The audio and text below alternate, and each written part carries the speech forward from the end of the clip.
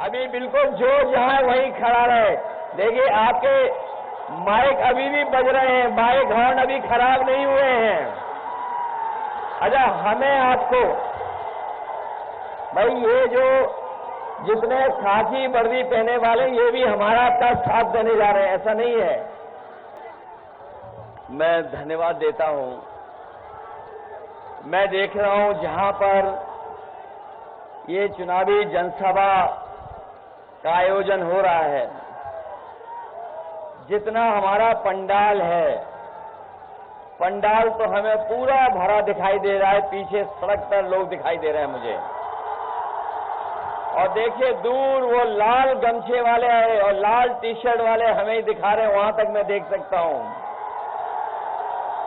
जहां ये पंडाल नहीं है और पंडाल के बाहर तपती हुई दोपहरी में सूरज बिल्कुल आसमान के ऊपर है, सर के ऊपर है। हमारे दाईं तरफ भी बाईं तरफ भी जो कुछ थोड़ा बहुत गमछा लगा करके दोपहरी बचा सकते हैं वो बचाए। पीछे तक मैं जन सैलाब देख रहा हूं और ये जन सैलाब परिवर्तन का है और बीजेपी को हटाने के लिए है। मैं जानता हूं कि बहुत दिन से हमारा आपका जोश और उत्साह और हमारे अंदर कुछ करने की इच्छा दबी हुई है, लेकिन ये वोट की तारीख तक बचा के रखिए। ये जो बल्ली टूट जाएंगी तो हमारी आपकी खराब निकल जाएगी, खराब न्यूज निकल जाएगी। ये जो मैं देख रहा हूं कि हाथ में संटी है, संटी। हमारे कुछ साथियों के पास संटी है। ये जैसे गारंटी जो दे रहे हो उनके लिए संटी है, ये संटी से गारंटी वाले जाएंगे। मैं ऊपर भी देख रहा हूं कि जहां हमारा स्ट्रेस जुड़ रहा है, मुझे नहीं लगता कि तुम साइंस स्टूडेंट हो। ये अभी हमें 5 दिखाई दे रहे हैं। अगर 7 हो गए तो 7 के साथ नीचे आ जाएंगे। 5 तक तो ठीक हो। तुम मत आना उधर, काली टी शर्ट तुम मत आना ना, ये भी नीचे आ जाएंगे संग में तुम्हारे।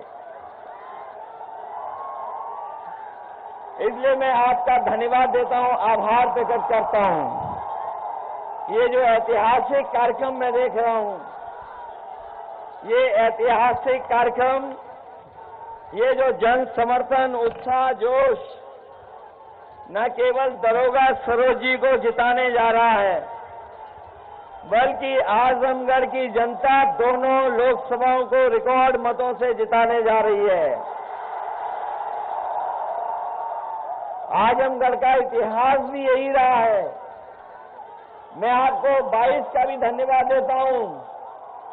2022 में आप सब लोगों ने मिलकर के समाजवादी पार्टी को 10 की 10 सीटें जितवा दी थी। ये 10 सीटें जीते थे, वही क्षेत्र है।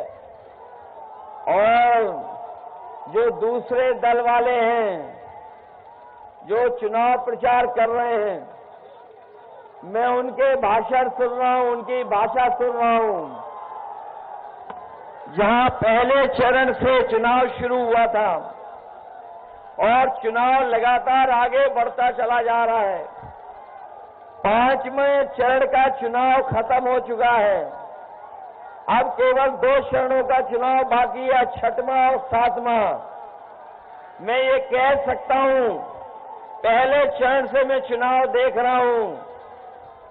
आप देखिएगा, जिस समय चुनाव 7वें चरण पर पहुंचेगा, जनता का गुस्सा भी 7वें आसमान पे दिखाई देगा। और इस बार जो कुछ भी ये अंगगणित बनाए हुए हैं बीजेपी के लोग, जो कुछ उन्होंने अपनी रणनीति बनाई है, इस बार उत्तर प्रदेश की जनता ने पूरा का पूरा सफाया करने का मन बनाया है। अभी जो आंकड़े आ रहे हैं, जो सूचना आ रही है, उसमें केवल एक पे लड़ाई में है हम लोग, एक में लड़ाई में है केवल, वो क्यूटो, और बाकी सब सीटें बीजेपी हार चुकी है। आपने इनके नेताओं के भाषण सुने होंगे, वही पुरानी कहानी सुना रहे हैं, पुराने जमाने वाली, और वही घिसे पिटे डायलॉग जो जनता सुनना नहीं चाहती है, जो घिसे पिटे डायलॉग बीजेपी के लोग बोल रहे हैं, उन घिसे पिटे डायलॉग को कोई सुनना नहीं चाहता है।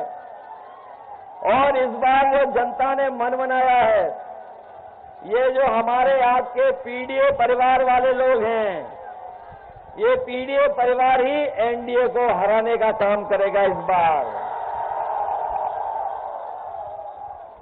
इनकी कौन सी बातें याद दिलाएं?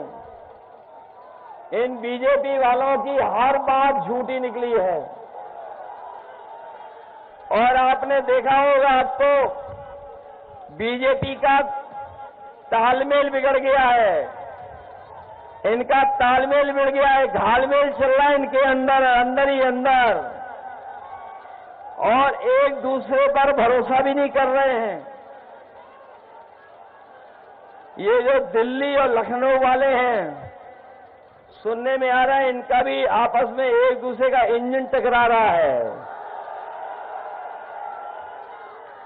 इसलिए जिन लोगों ने वैक्सीन लगवा करके जान को खतरे में डलवाया, वही लोग हमारे आपके बाबा साहब भीमराव अम्बेडकर जी के संविधान के भी पीछे पड़े हैं।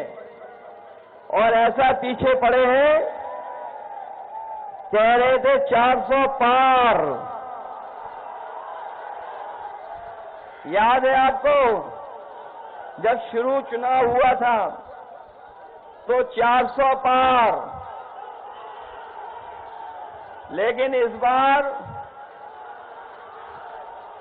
400 हार का जनता नारा लगा रही है।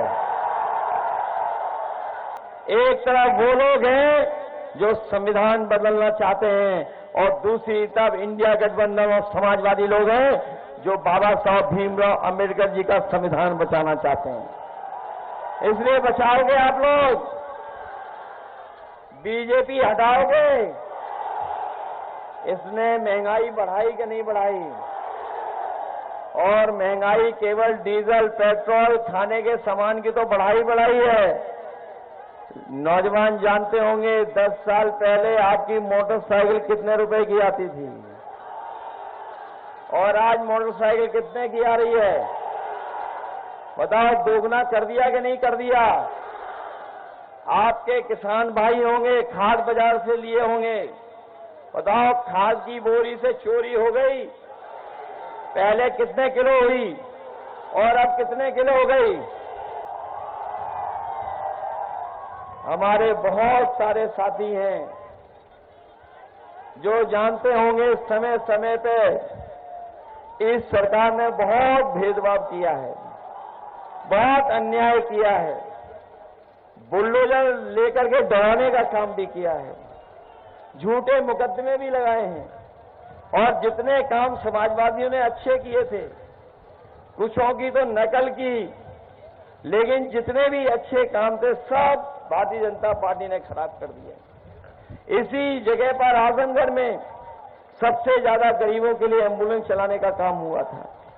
जब से समाजवादियों की सरकार गई, इन्होंने हमारी एम्बुलेंस भी खराब करवा दी।